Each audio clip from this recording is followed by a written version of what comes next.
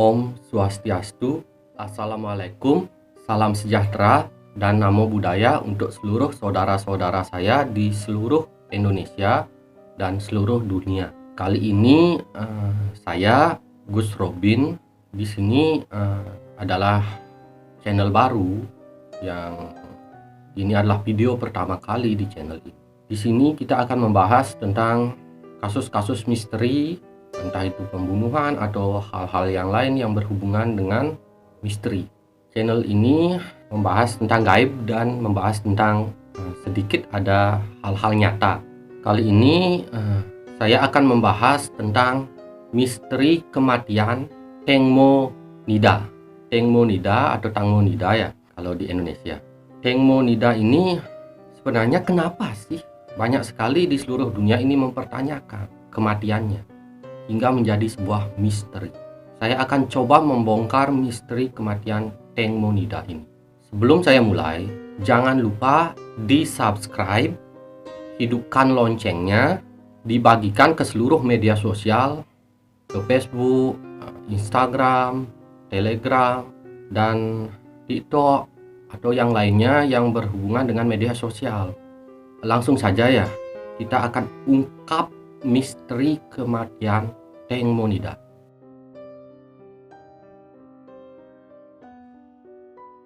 Sebelumnya saya akan jelaskan ya, Tengmo Nida ini adalah artis yang ada di Thailand. Kontroversi kematiannya sangatlah membuat seluruh dunia ini menjadi bertanya-tanya.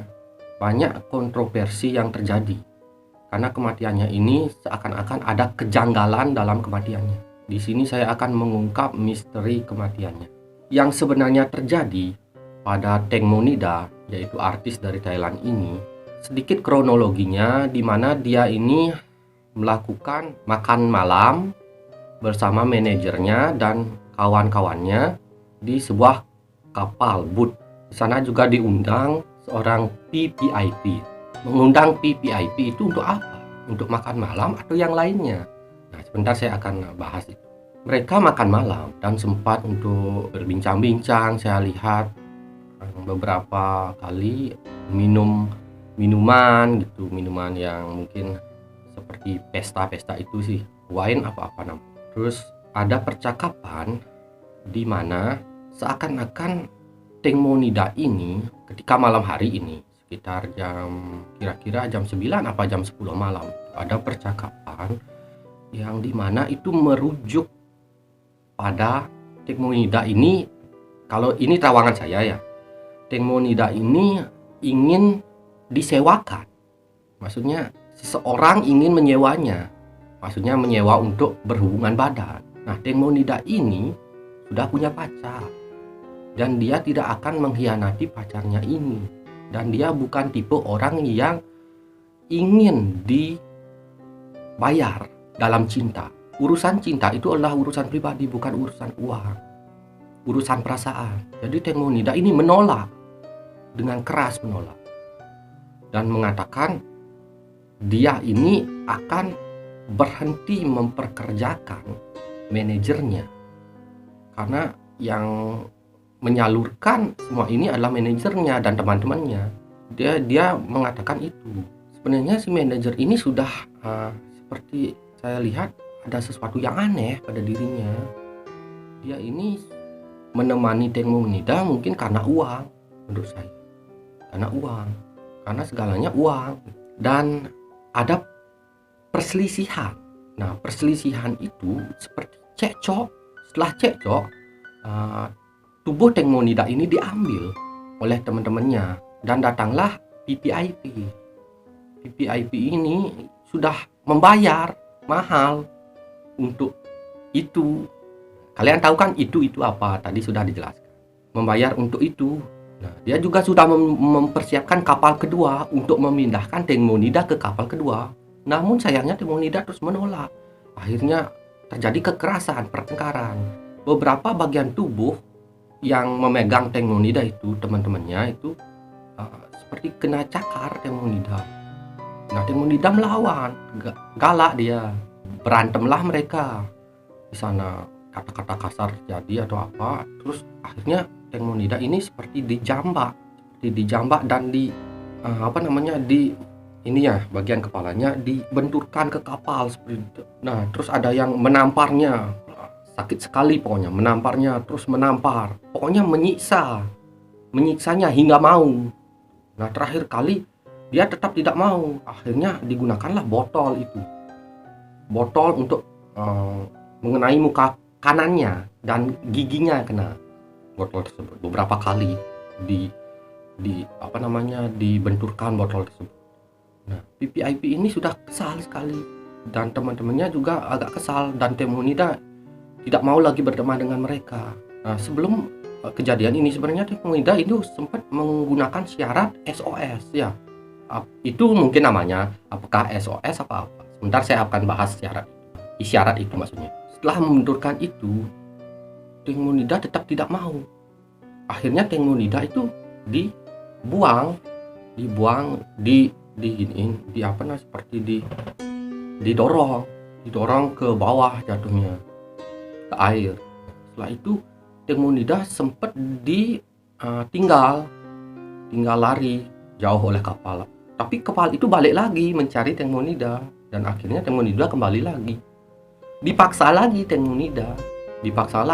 akhirnya dia tidak mau hingga dia dicekik. Temunida dicekik hingga seperti gini ya, dicekik ya itu. Terus tidak mau dia melawan, tidak mau, hingga matanya ini dipukul, sempat ditampar, dipukul mata sebelah kiri apa kanan tuh. Nah, saya kurang tahu itu arahnya. Nah, terus dicekik, nah meninggal Temunidanya. Mereka seakan-akan bingung.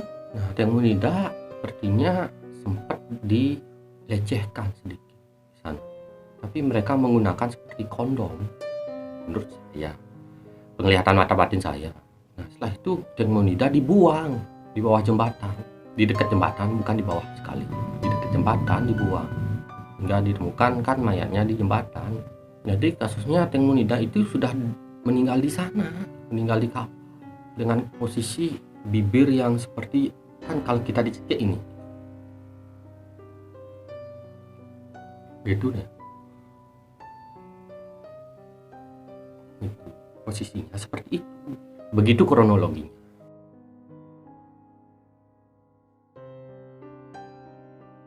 Yang menjadi saksi adalah sosok gaib yang mengikuti Temunida, seorang wanita dan laki-laki, kakek-kakek, dan beberapa saksi di sungai tersebut yang seperti siluman, ada siluman ular, siluman kodok, buaya atau yang lainnya ya. Siluman-siluman itu ada yang melihatnya. Dan sosok seorang wanita berpakaian seperti pakaian Thailand, pakaian adat Thailand yang melihatnya. Pakaian adat Thailand yang melihatnya di sana juga seperti seorang putri yang ada di sungai tersebut. Ada kerajaan gaib di sungai tersebut. Mereka tidak bisa menolong apa karena ini urusan dunia, bukan urusan mereka.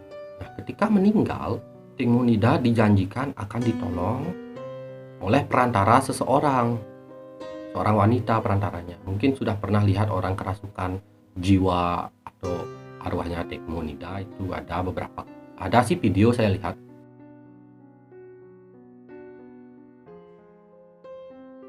Jiwa Temunida kadang mengikuti orang-orang yang telah menyakiti, terkadang juga mengikuti pacar kesayangannya, dan terkadang juga mengikuti ibunya.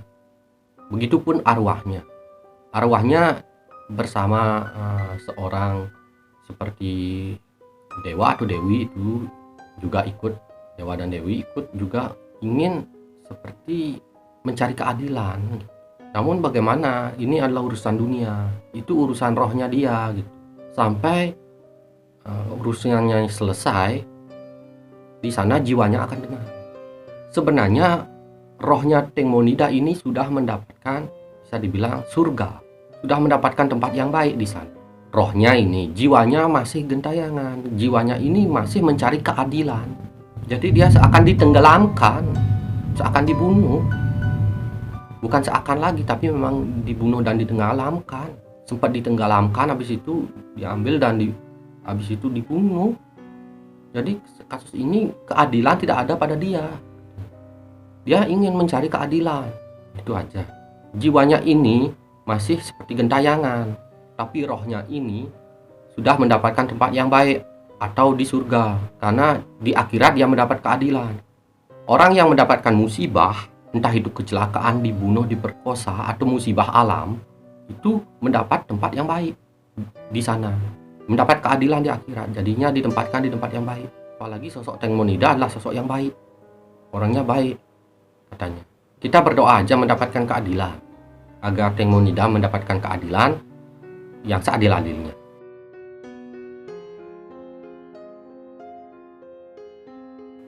Teng Monida sudah berpakaian cantik sekali, dia orangnya sudah berpakaian seperti pakaian-pakaian adat di sana, sudah dikasih tempat yang baik, dan dia berpesan, tapi dia sedih. Dia berpesan kepada yang pertama, saya nggak ngerti bahasanya, Pibat atau Pibat mungkin ya. Nah begini, tunggu ya ada yang translate soalnya, saya nggak ngerti bahasanya kan beda. Saya orang Indonesia dan dia orang Thailand. Biasanya ditranslitkan oleh malaikat atau penjaga surga di sana. Ada yang bisa mentranslate bahasa di akhirat. Dia berpesan kepada pacarnya, Bert mungkin ya, Pak Bat gitu. Jangan pernah melupakannya. Dia minta maaf. Dia juga berkata, seharusnya dia yang ada di sana, bukan mereka. Seharusnya pernikahan dia bersama pacarnya. Seharusnya kami bahagia. Tak ada satupun lelaki yang lebih baik daripada dia. Sebenarnya dia tidak ingin menjadi seorang artis, karena terpaksa. Dia masih punya tanggungan, cicilan, hutang yang harus dia bayar. Dia ingin hidup seperti pacarnya. Dia terpaksa menjadi artis karena itu. Awalnya karena ingin hidup yang berkecukupan, tapi akhirnya semua itu seakan sia-sia. Dia menemukan kehidupan baru bersama pacarnya. Seharusnya dia meninggal di pelukan pacarnya, namun dia salah memilih teman. Dia salah mempercayai orang. Dia juga berpesan kepada saudara-saudaranya dan ibu-ibunya. Dia berterima kasih dan semoga hidup bahagia di dunia ini. Dan pesan untuk ibunya dan saudara-saudaranya, mohon, dia ingin keadilan. Jangan melihat dia dari harta saja, dari apa yang dia punya. Lihatlah dia dari hati nurani, di mana dia adalah seorang anak dan dia mempunyai saudara juga. Itu aja. Yang utama adalah dia ingin mengulur waktu atau membalikkan waktu. Dia ingin hidup bersama pacarnya. Seandainya bisa melepaskan dia jadi artis, dia tidak ingin jadi artis. Dia ingin hidup sederhana bersama pacarnya, tapi bahagia. Ternyata uang bukan segalanya. Sekali lagi dia berterima kasih kepada ibunya dan mohon berikan keadilan padanya. Dan pesan yang terakhir, dia sudah menganggap pacarnya sebagai suaminya meskipun mereka belum menikah. Nah, kalau kelihatannya itu saya dan Pibat ya? Pibat itu mirip ya. Coba lihat. Saya mirip mungkin. Kalian bisa melihat Bert dan saya. Itu ada kumisnya juga. Saya sengaja pakai kumis ini biar mirip seperti Bert. Nah, ini kisah cinta sejati, namun tak sempurna. Namun akan sempurna di akhirat. Jangan pernah melupakannya. Itu aja.